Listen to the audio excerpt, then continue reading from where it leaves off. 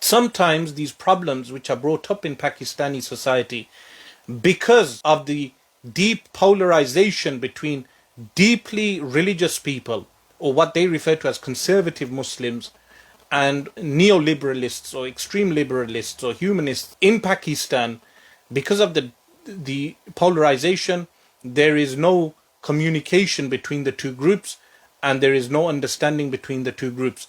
And if there is, then the reformists tend to take that middle ground, or attempt to take that middle ground.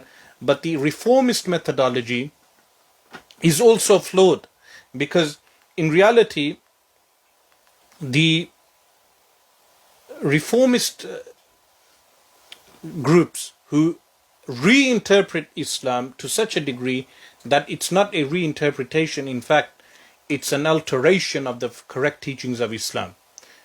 These reformist groups go hand in hand with humanist philosophy. Whatever society dictates becomes the norm.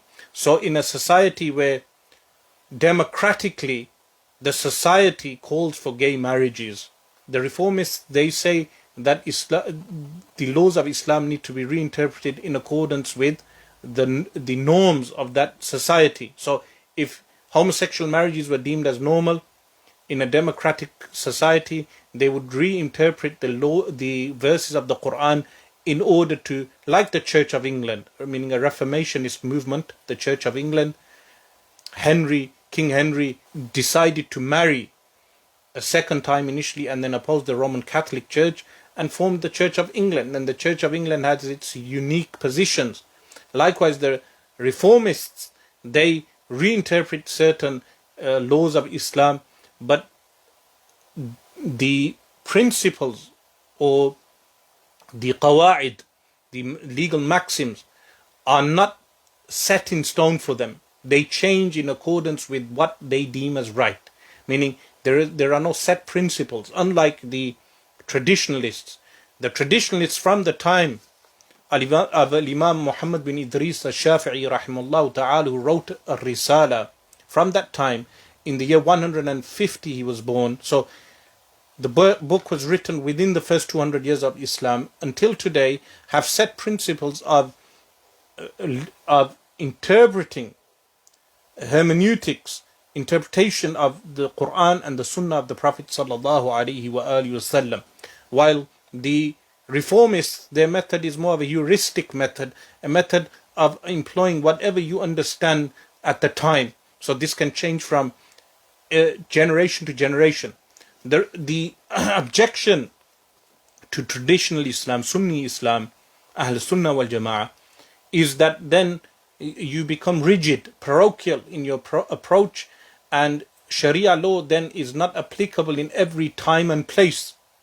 But the response to that is that if someone understood the Sharia law, the legal maxims, al-qawa'id al-fiqhiyah, and the application of legal theory, they will understand the laws which are relative to time and place do change with time and place.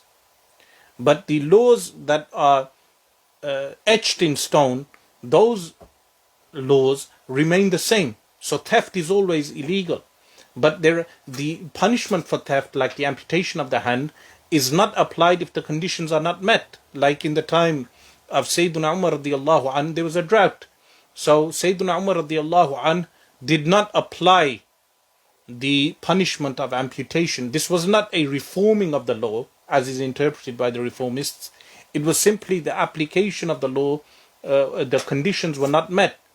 If Sharia law is applied in the way it actually is, correctly and understood correctly, you will realize that the Sharia law is not as rigid as it's made out to be by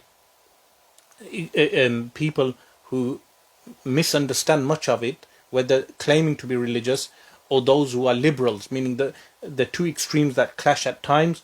Some of them do not even know the correct interpretation of the actual application of Sharia law, and the rigidity, the application of the rigidity, or whether there is any rigidity at all.